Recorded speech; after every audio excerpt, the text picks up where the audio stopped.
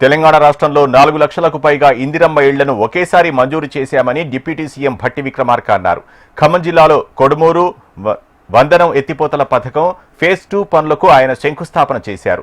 ఇందిరమ్మ ఇళ్ల లబ్ధిదారులకు ప్రతివారం బిల్లులు చెల్లిస్తున్నామని, తొందరగా ఇళ్లను నిర్మించుకోవాలని లబ్ధిదారులకు పిలుపునిచ్చారు. ఖమ్మం జిల్లాలో కొత్తగా 1,00,000 ఎకరాలకు నీరివ్వాలని టార్గెట్ గా పెట్టుకున్నామని తెలిపారు.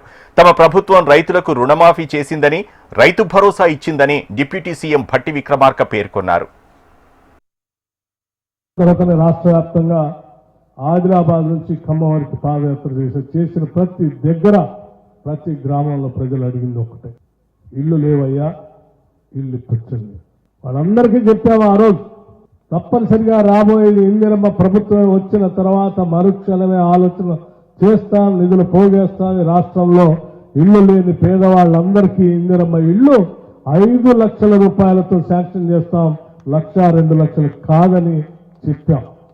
చెప్పినట్టుగానే ఈరోజు రాష్ట్రంలో 4,50,000 ఇళ్లని ఒకటేసారి శాంక్షన్ చేసి ఒక్కొక్క శాసనసభ నియోజకవర్గంలో 3,500 ఇళ్లను 22,500 కోట్ల రూపాయలతో ఇందిరమ్మ ఇళ్లని శాంక్షన్ చేసి పేదవాళ్ళు వాళ్ళు భూమి పూజ చేసి ఇల్లు కట్టుకుంటా ఉంటే, ఆ కట్టుకున్న ఇళ్లలో తిరిగి గృహప్రవేశం చేసేటప్పుడు ఆ గృహప్రవేశానికి ప్రభుత్వంలో ఉన్నటువంటి పాలకులు వచ్చి మీతో పాలు పొందించి మీ సంతోషాన్ని చూడటే ఈ రాష్ట్ర ప్రభుత్వ అంతిమ లక్ష్యంగా పెట్టుకొని ముందుకు పోతాం.